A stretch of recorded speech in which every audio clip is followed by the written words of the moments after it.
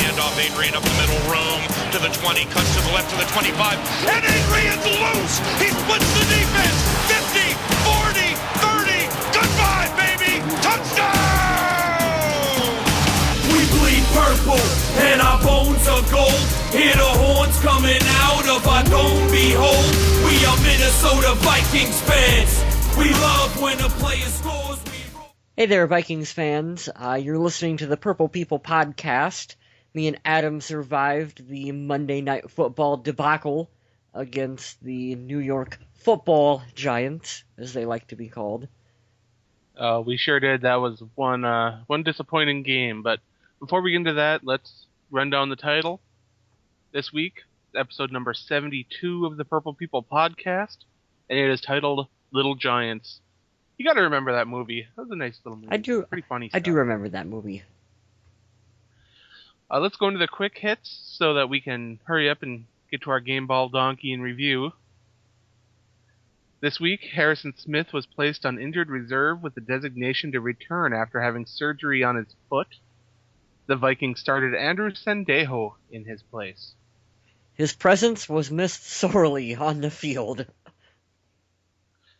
Wide receiver Rodney Smith was promoted to the 53-man roster in place of Harrison Smith. Congratulations to the undrafted rookie. Way to go.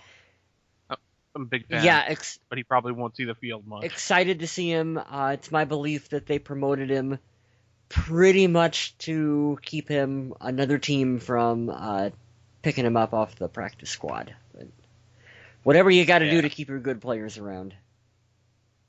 The Vikings signed cornerback Jacob Lacey to the squad. He was released in the preseason because of injuries, and he was active in the game in place of A.J. Jefferson. Mm-hmm. My next quick hit goes hand in hand with that one. The Vikings released cornerback Jacob Lacey and picked up former Iowa defensive back Sean Prater from the Eagles on waivers. You betcha, Sean Prater. Any time Hawkeye gets on the team, which you can see my hat, Adam, the Hawkeyes logo right there.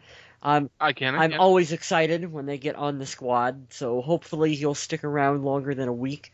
I'm confident that he will. Well, my final quick hit involves sticking around too, because it involves coaching changes. Ziggy Wilf said, "I'm sticking with my team. This is my team, and I'm sticking with it. So don't expect any mid-season coaching changes for the Vikings."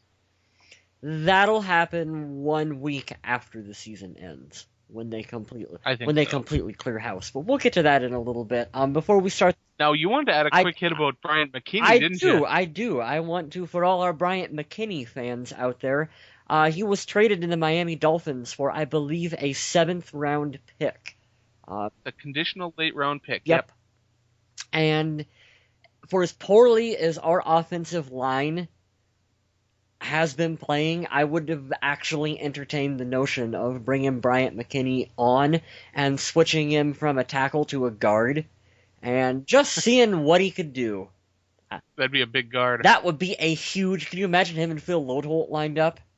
Side by side? So one of them would have to block, right? That's true. Let's get into this, and let's talk about our game ball, because this is one of my favorite parts of the show right here. You have something worthy of a game ball. Well, I've got to give my game ball to the only guy that put points on the board. So it's got to go to Marcus Sherrills. Yeah. He single-handedly scored all the Vikings' points this game. He ran them into the end zone. Nobody else touched the ball that play. We saw some good blocking, but overall, Marcus Sherrills, I guess, deserves it. I think I know where you're going with the donkey, too. Could it be Marcus Sherrills giveth and Marcus Sherrills taketh away from the Vikings? Well, let's break from normal tradition and let me go right into saying that my donkey of the week is Marcus Sherrills. I knew it, Adam. He dropped an easy pick six, and then he tackled himself and fumbled on a punt return. Yeah, it is. Actually, it was a kickoff, wasn't it? Was it? I don't even remember. I don't know. Either way, he tackled himself, and the ball just came squirting out, and it was disappointing. Well, my game ball, I was originally going to give to Peyton Hillis, even though he's not on our team, because I thought Peyton Hillis was worthy of a game ball. But I'm going to go ahead and I'm going to go for the Vikings. I'm going to give mine to Jared Allen, just based on that awesome sack that he had on Eli Manning. That one-handed sack around the defender. Yeah, I've never seen anything like that. And the fact that he was only credited for half a sack is outrageous. Like, they should have given him bonus points for that one. But no. I can't imagine the grip that he had on that jersey. Yeah, we talk quite frequently about Adrian Peterson's handshake, but apparently Jared Allen can kill you with one, too. Oof. That's a scary one. Mm-hmm. For my donkey, I am going to label Bill Musgrave and Leslie Frazier. They get the Dual Donkey Award for the week. The Dual Donkey? Dual Donkey. I think I'm going to go with Frazier for not having the balls to make the adjustment that was needed to be made after halftime, and that was to go to Josh Freeman and go, not an indictment on your future with the team, but you don't know enough of the playbook. We need to win this game, so we're going to sit you and we're going to put in another quarterback after halftime. That's why he's my donkey for that one. And Bill Musgrave for being Bill Musgrave and just having the tiny play card and the horrible play calls and just I don't even begin to know what the game plan was for them to successfully win against the Giants. And man, I could go on and on about that one.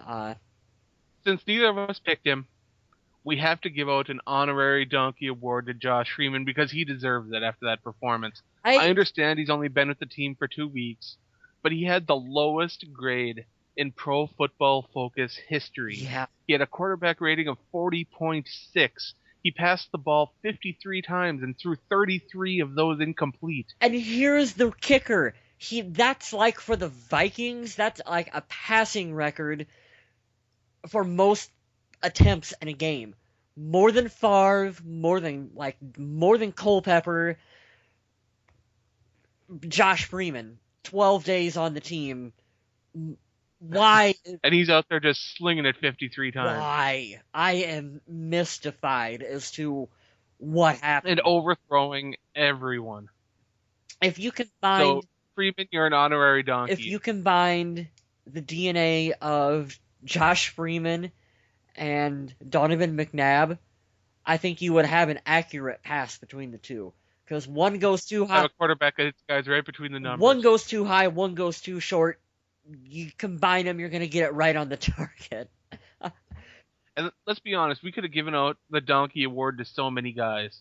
We could have given it to Adrian Peterson for an average of 2.2 yards per rush. 13 rushes for 28 yards. That doesn't get it done. I understand he's nursing a hamstring problem, which could be a lot of the issue. But when your players aren't healthy, you adjust. They could have came in with more Toby Gerhart or ran the ball with Jerome Felton, something to have some kind of balance. But they didn't do that. So I am just confused at this offensive strategy. I don't even know. Where should we go? Should we go with offensive strategy first and then move into the quarterbacks? I think they kind of go hand in hand. Okay, well, I'm gonna go a little bit for the confusing Vikings strategy, and then we'll go into the Josh Freeman discussion, because I agree, I think they do go hand in hand. I don't understand, like I touched upon just a few minutes ago, why he was asked to throw the ball as much as he was. We have the reigning NFL MVP running back, and yeah, we all know that he's not running like the Adrian Peterson that we're used to seeing, but still, you got to make more of an attempt to get the running game going. And let's be honest here, we're not talking about the Vikings were down by 21, 28, or something like that, and they were passing to get back in the game. They were down a score and a half. 10-7. Something that isn't overcomable. Yeah. Run the football. Yeah. Run, get someone. The one play of the game that I was like, oh, that was actually pretty good. They throwed a screen pass to Adrian Peterson. Yeah. And I was like, oh, that's clever, Bill Musgrave. I give you credit. He's not quite getting it done running the ball, but throw a little screen to him. And it happened one time, and it worked, so let's never do it again. That was apparently the Vikings' plan. But speaking of the screens, you got to see something that you wanted to see. You got those little passes out to Patterson in space where he got to see if he could do something. He made it work a couple of times. He worked with what he had. I just liked the fact that they were getting the ball to him. That's an improvement. All right, so we talked about Adrian Peterson. We talked about the running game.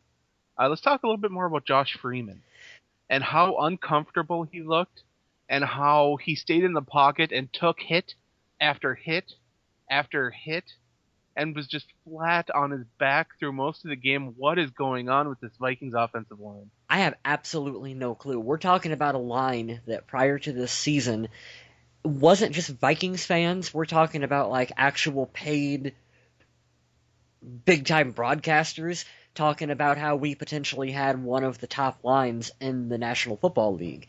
And we look far from it. I don't know if players are hurt and we just don't know about it, or...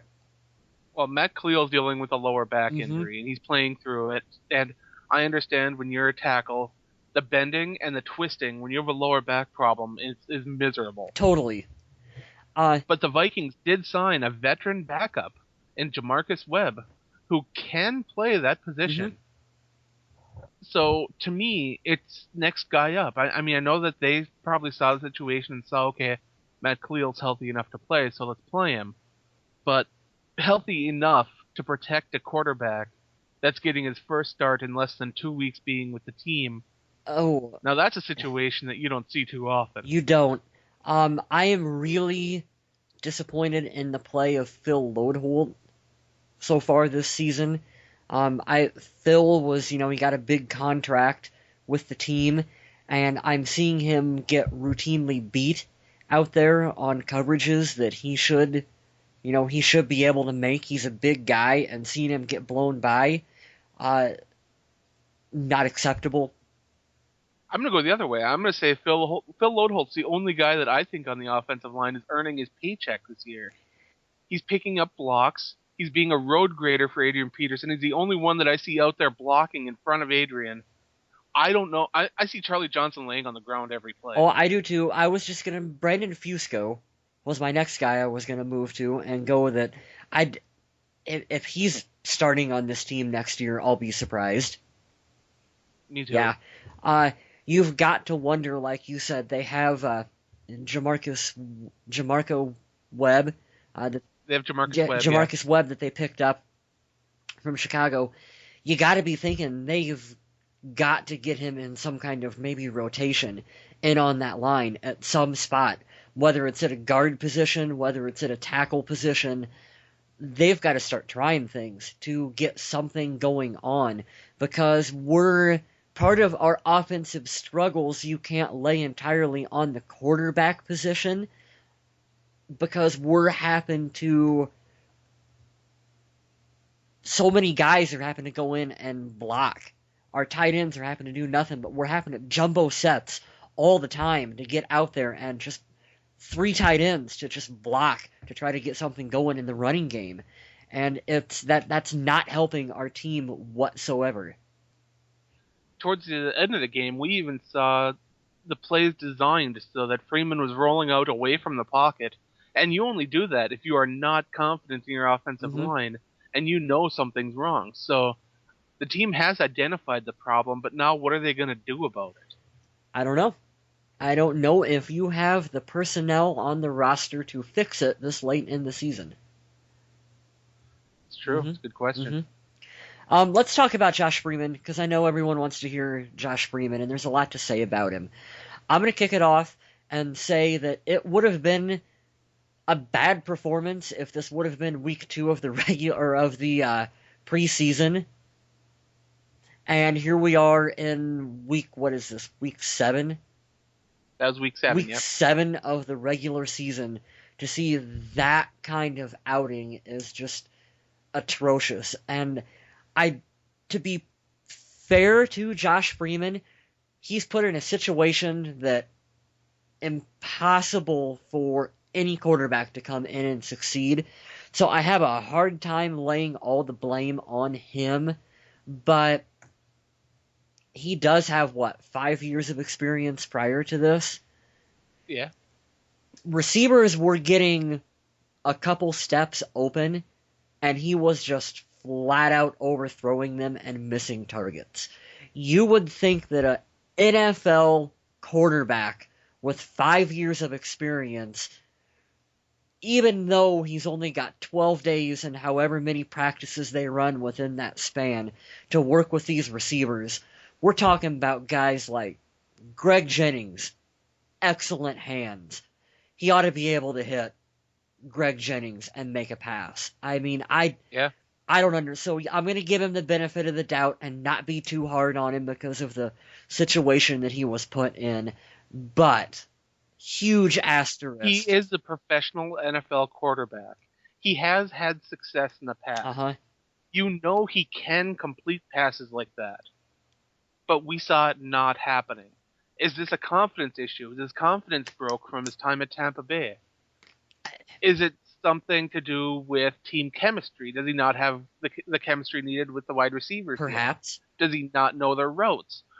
These are all things that we can't really put together. I mean, maybe it's a combination of several of those. Now, I do think Josh Freeman is a professional NFL quarterback.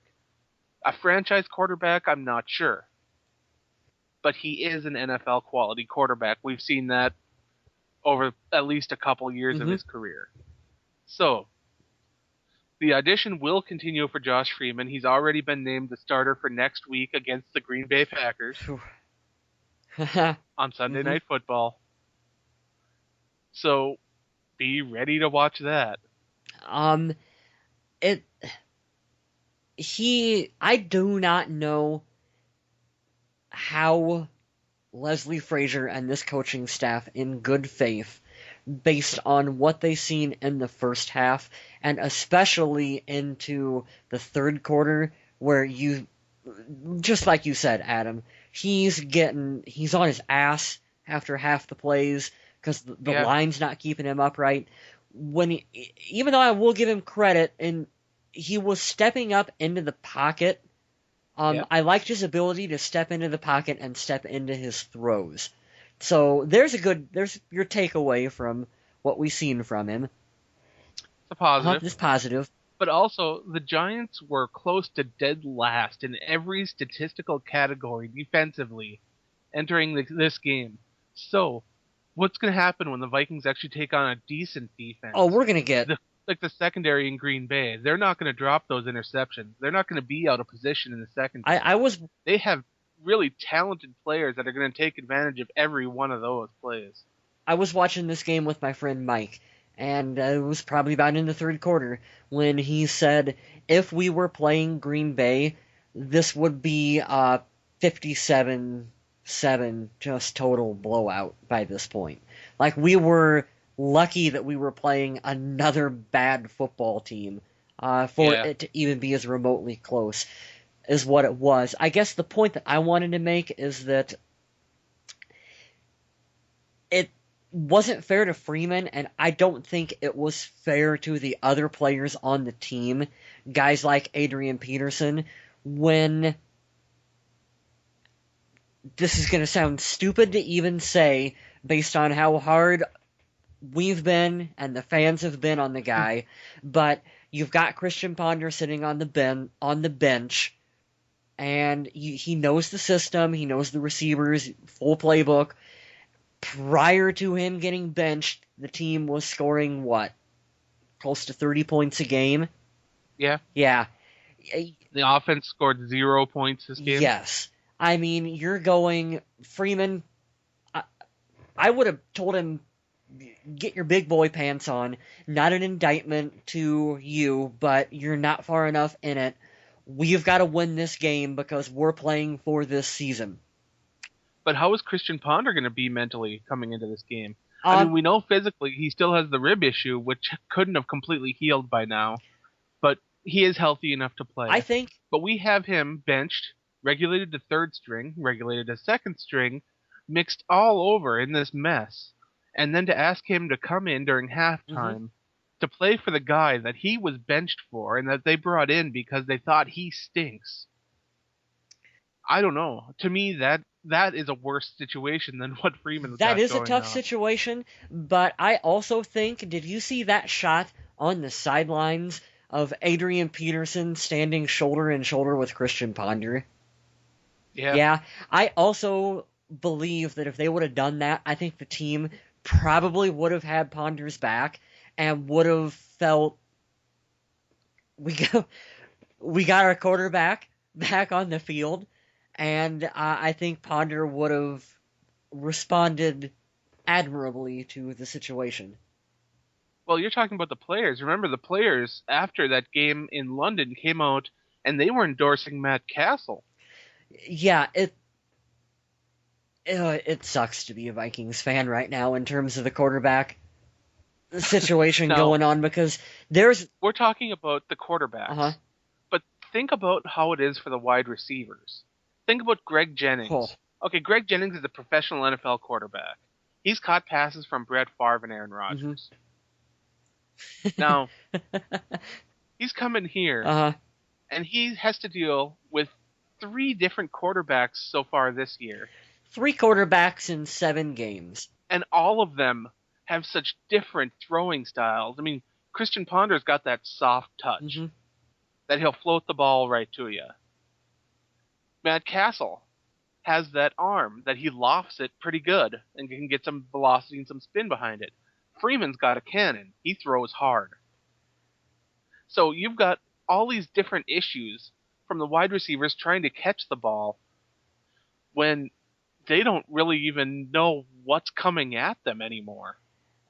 And that's why you see, like, aside from the overthrows and the obvious miscommunications, Greg Jennings having 4 catches on 10 targets, or Jerome Simpson having 3 catches on 9 targets. Same with Kyle Rudolph, 3 catches on 9 targets. These are guys that aren't typically known for dropping passes. Well, at least the other 2 aren't. Jerome Simpson a little bit. Yeah, that's kind of his MO. But Greg Jennings, man, you gotta be thinking he's sitting at home going, Green Bay just had, 3 wide receivers go down for him? He's probably thinking, I could be playing for Green Bay. I could be their go-to guy. Catch him. They've got Jarrett Boykin becoming a star there. Yeah, he's probably thinking, I could be catching touchdown passes from Aaron Rodgers, and here I am in Minnesota dealing with this bullshit. And also, let's flip over to the other side of the coin. We saw, like we were talking about, less than 2 weeks, Freeman coming in and starting. Well, guess what? Peyton Hillis was signed a couple days ago.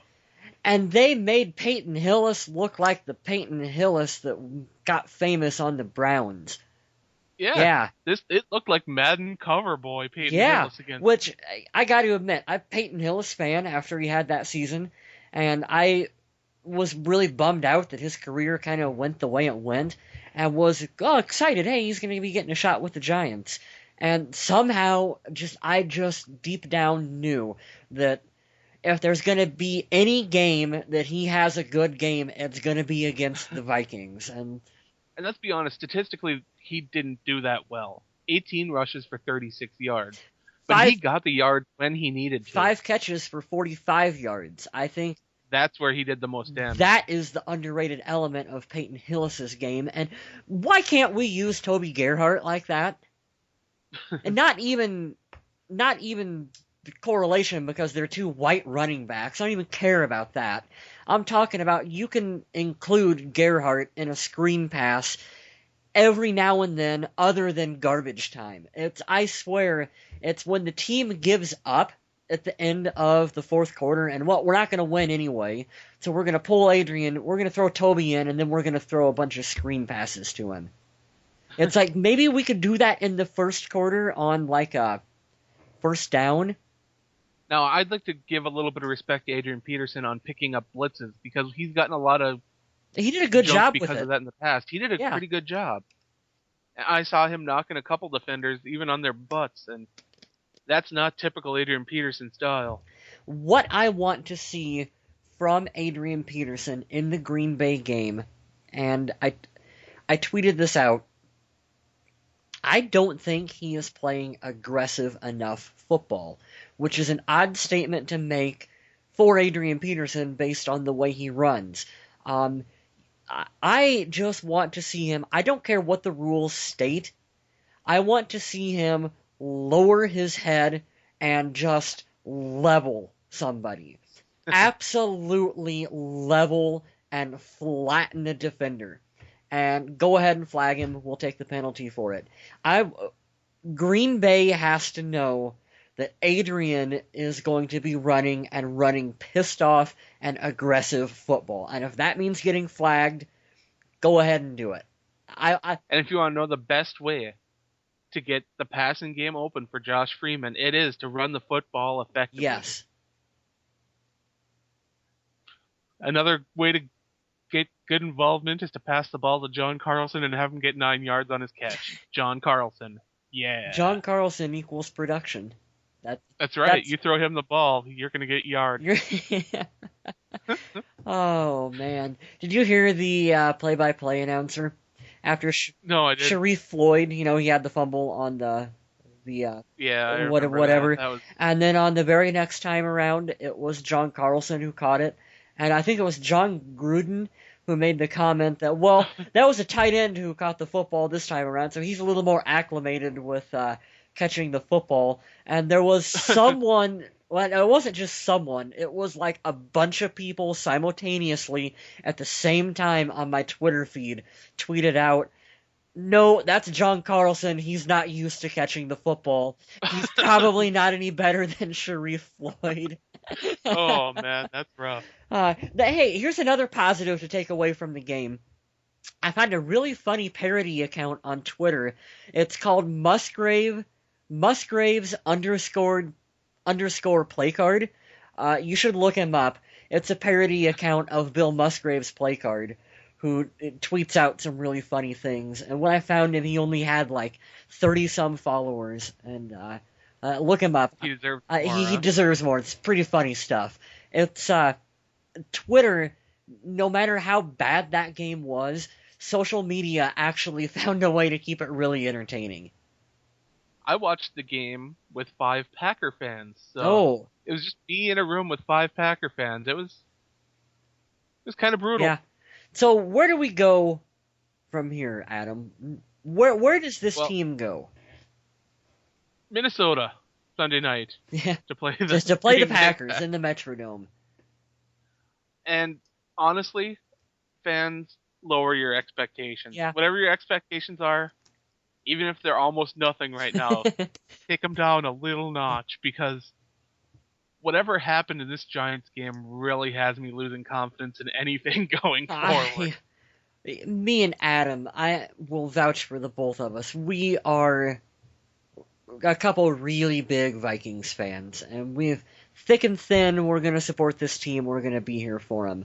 But right. I don't think I've ever been so embarrassed or bored during a football game than what I was during the Monday night debacle that was the Giants. It was pretty sick. Now, we talked about offense, we talked about special teams a little bit because we covered that fumble and fumble. Cordero Patterson almost broke one, and that was exciting. It was. I like Cordero Patterson on kick returns. That's a good spot for him. Even if Gruden can't pronounce his name. Well, Gruden, he'll learn his name when he's coaching for us in 2014.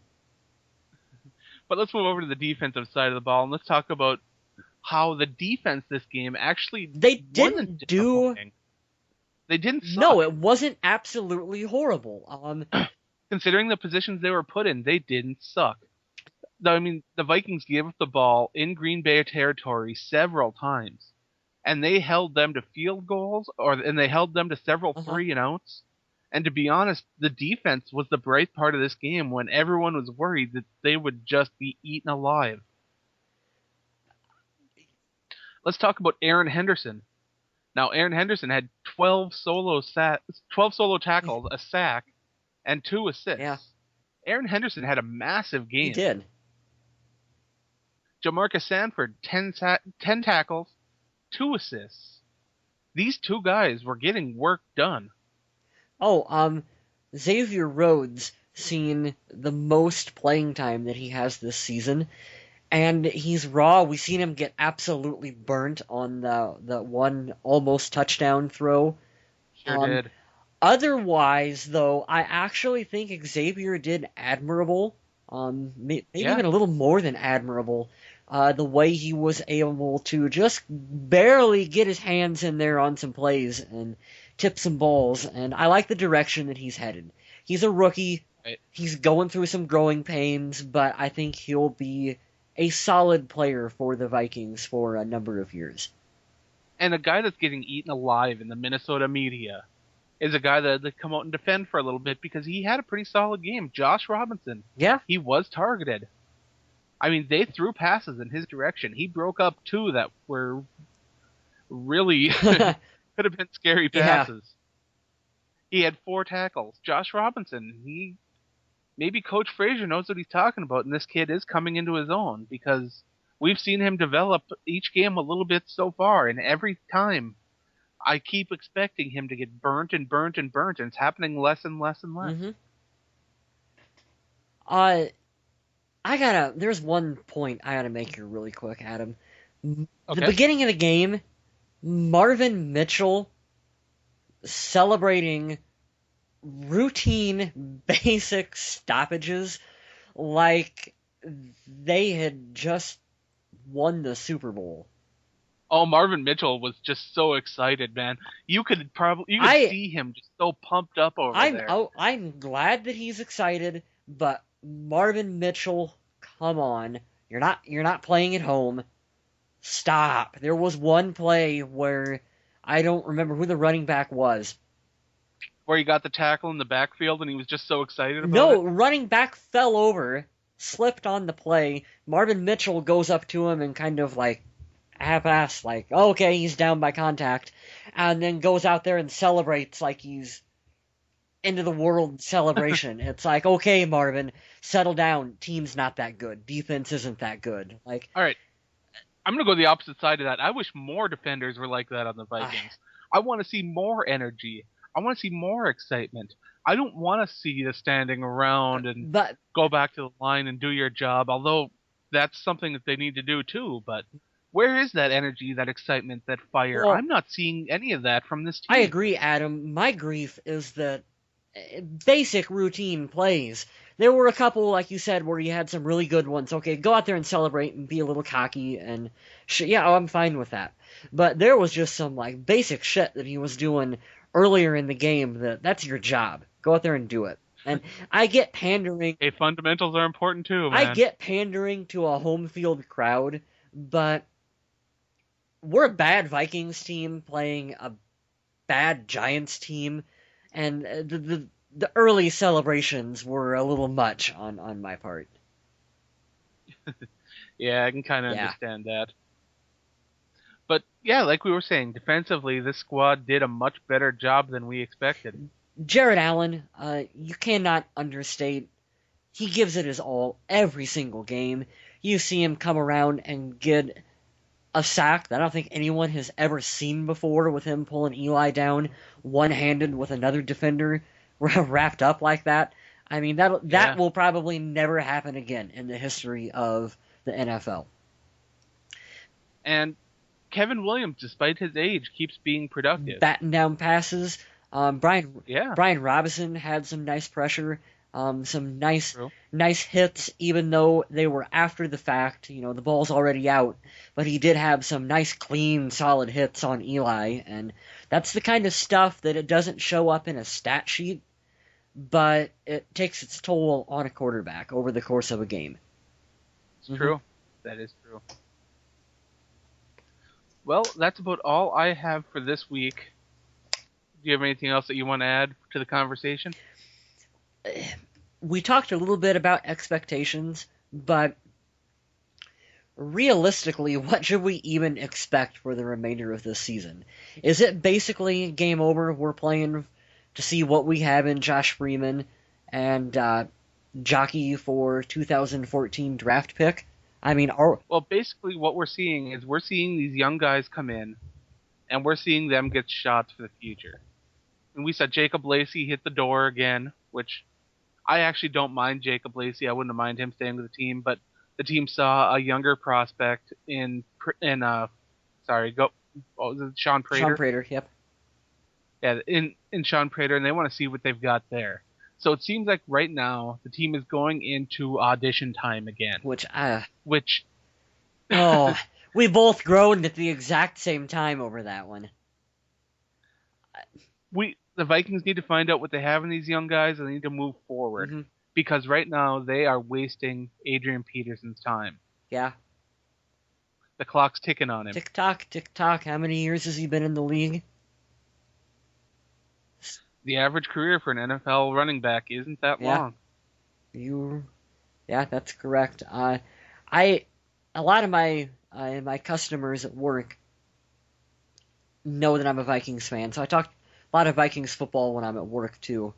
And I had a very poignant discussion with a lady today where she goes, "It's that time of the year again," and I go, "Oh, what's that?" And she goes, "The time of year when every Vikings fan gets to say, maybe next year."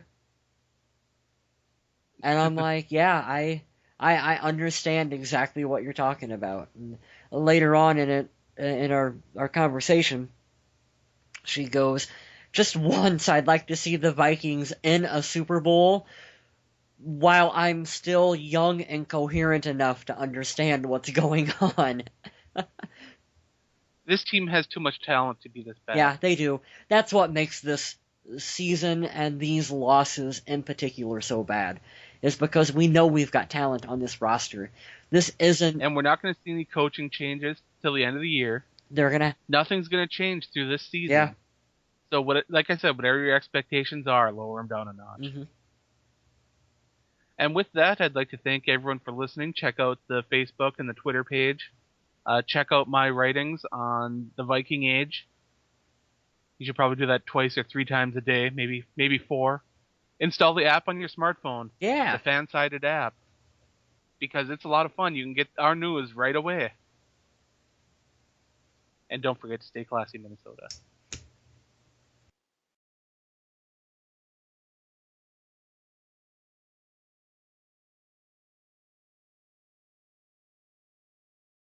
We bleed purple and our bones are gold. Hear the horns coming out of our dome, behold. We are Minnesota Vikings fans. We love when a player scores, we roar, ignite the stands. We bleed purple and our bones are gold. We're the kings of the north, our slogan skull.